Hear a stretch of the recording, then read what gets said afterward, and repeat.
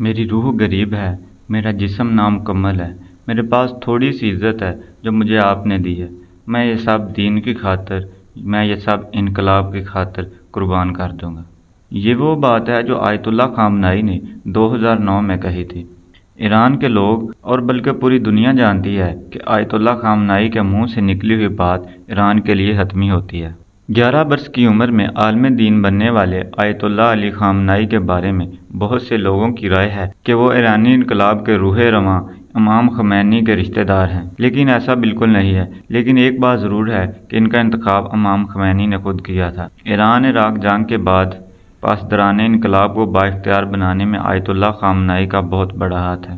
انہی کی بدولت آج ایران امریکہ کو آنکھیں دکھاتا ہے اور اسرائیل پر ڈائریکٹ اٹیک کرنے کے قابل ہو گیا ہے۔ دوستو، آیت اللہ علی خامنائی ایران کے مقدس ترین شہر مشہد میں پیدا ہوئے۔ آپ 1939 میں پیدا ہوئے۔ آپ اپنے والد کے نقش قدم پر چلتے ہوئے عالم دین بننا چاہتے تھے۔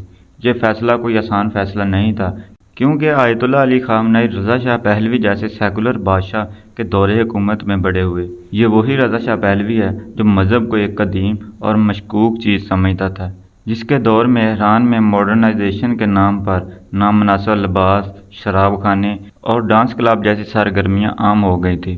ایران کے اس مشکل اور کٹھن دور میں آیت اللہ علی خامنائی نے امام خمینی کی انقلابی تحریک میں شمولیت اختیار کر لی۔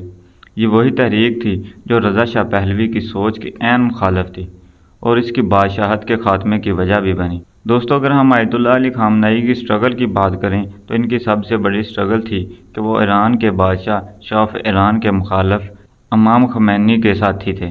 امام خمینی کے بارے میں آپ سب جانتے ہوں گے کہ امام خمینی نے دین اسلام کی خاطر، انقلاب کی خاطر ایران میں سب سے بڑا کردار ادا کیا ہے۔ چونکہ ایران میں حکومت رضا شاہ پہلوی کی تھی، جس کی وجہ سے ایران میں نظام اور حکم بھی رضا شاہ پہلوی کا ہی چلتا تھا، اسی لیے امام خمینی کو ایران سے جلا وطن کر دیا گیا۔ لیکن ان کے حامی اور ان کے ساتھی اور ان کے فالوور آیت اللہ علی خامنائی نے اپنی کوششیں جاری رکھی۔ انہوں نے مشکل وقت میں ان کا ساتھ دیا اور ان کا پیغام پورے ایران میں پھیلایا، جس کی سزا ان کو کئی بار دی گئی۔ ان کو کئی بار جیل میں جانا پڑا اور ان پر کئی مظالم کیے گئے۔ ان کے آگے کئی رکاوٹیں کھڑی کی گئیں، مگر وہ دین کی خاطر ان سب مظالم کے آگے پتھر کی چٹان کی طرح کھڑے رہے۔ پھر 1979 میں امام خمینی کی تعلیمات اور آیت اللہ علی خامنائی کی کوششوں کی بدولت ایران میں رضا شاہ پہلوی کی حکومت کا خاتمہ ہو جاتا ہے، جس میں امام خمینی نے آیت اللہ علی خامنائی کو بھی چند ذمہ داریاں سونپی، جس میں آیت اللہ علی خامنائی کو تہران میں نماز جمعہ کی امامت دی جاتی ہے۔ آیت اللہ علی خامنائی کی اہم خدمات کی بات کریں تو 1980s میں سیکرٹری آف ڈیفنس اور supervisor of Islamic revolutionary guard بھی رہے۔ 1981 میں ہائی سیکورٹی کونسل میں امام خمینی کے ترجمان بھی رہے اور اس کے بعد ایران عراق جنگ میں سب سے آگے رہے۔ دوستو، پھر جون 1981 میں اپوزیشن پارٹیز نے انقلاب کے خلاف پراپیگنڈا شروع کر دیا اور آیت اللہ علی خامنائی کے خلاف بھی بھرپور پراپیگنڈا کیا، یہاں تک کہ ان کو جان سے مارنے کی دھمکیاں بھی دی گئیں۔ دوستو، سب سے مشہور واقعہ یہ ہے کہ آیت اللہ علی خامنائی ایک پریس کانفرنس کر رہے تھے۔ ان کی اس پریس کانفرنس میں ان کو جان سے مارنے کی کوشش کی گئی۔ اس کوشش میں ان کے پاس ایک ٹیپ ریکارڈر رکھا گیا جس میں بارودی مواد نصب کیا گیا تھا۔ یہ حملہ ان پر تہران کی ایک مسجد میں کیا گیا۔ اس بم کے پھٹنے سے آیت اللہ علی خامنائی شدید زخمی ہو گئے۔ ان کو کئی چوٹیں آئی تھیں، جس کے بعد شبہ یہ تھا کہ آیت اللہ علی خامنائی جانبر نہ ہو سکیں گے اور انتقال کر جائیں گے، جس کے کچھ ہی دنوں بعد آیت اللہ علی خامنائی کی طرف سے اعلان کیا جاتا ہے اور بتایا جاتا ہے کہ اس حملے میں اللہ تعالیٰ نے مجھے زندہ بچا لیا اور میں سمجھتا ہوں کہ اللہ تعالیٰ نے مجھے کسی بڑے دینی فریضے کے لیے زندہ رکھا۔ اس کے بعد وہ ابھی صحتیاب ہی ہو رہے تھے کہ ان کو ایک بڑی ذمہ داری دی جاتی ہے، یعنی ان کو ایران کا صدر منتخب کر لیا جاتا ہے، کیونکہ سب جانتے تھے کہ وہ ایک دیانتدار اور پیروکار شخص ہیں۔ اس لیے وہ 1982 سے لے کر 1986 اور پھر 1986 سے 1990 تک ایران کے صدر رہے۔ لیکن سن 1989 ایران کے لیے سوگ کا سال رہا، کیونکہ اس سال ایران کے انقلاب کے روح رواں امام خمینی انتقال کر۔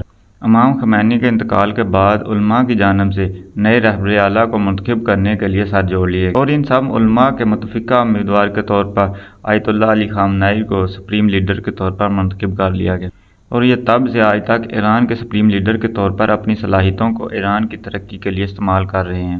آیت اللہ علی خامنائی کے ایران کے لیے بہت سے بڑے بڑے کام ہیں، جن میں سب سے اہم ہے کہ انہوں نے پاسداران انقلاب کو تشکیل دی۔ دوستو، آیت اللہ علی خامنائی کے پاس بھی وہی طاقت اور وہی کنٹرول تھا جو 60 کی دہائی میں شاہ ایران کے پاس تھا، لیکن دونوں شخصیات میں زمین آسمان کا فرق تھا۔ رضا شاہ پہلوی کے بارے میں تاریخ یہ بتاتی ہے کہ وہ شاہانہ زندگی گزارتے تھے، پیسے کا بے دریغ استعمال کیا کرتے تھے، دعوتیں اڑانا اور دنیا بھر کے دورے کرنا ان کا پسندیدہ مشغلات۔ لیکن اس کے برعکس آیت اللہ علی خامنائی کے بارے میں ہر شخص جانتا ہے کہ وہ ایک سادہ شخصیت کے مالک ہیں۔ اتنی طاقت اور حکومت ملنے کے بعد بھی وہ ایک عاجزی پسند انسان ہیں۔ ان کے بارے میں یہ کہا جاتا ہے کہ ان کو باغبانی کا بہت شوق ہے اور یہ ایک چھوٹے سے باغ میں رہنا پسند کرتے ہیں۔ دوستو، یہ تھی ایران کے انقلابی لیڈر آیت اللہ علی خامنائی کے بارے میں چھوٹی سی انفارمیٹیو ویڈیو۔ اگر آپ کو یہ ویڈیو اچھی لگی تو اسے لائک اور چینل کو سبسکرائب کریں تاکہ مزید ایسی ویڈیوز آپ تک پہنچ سکیں۔ اپنا خیال رکھیے اور اپنے ہوسٹ وقار کو اجازت دیجیے۔ اللہ حافظ۔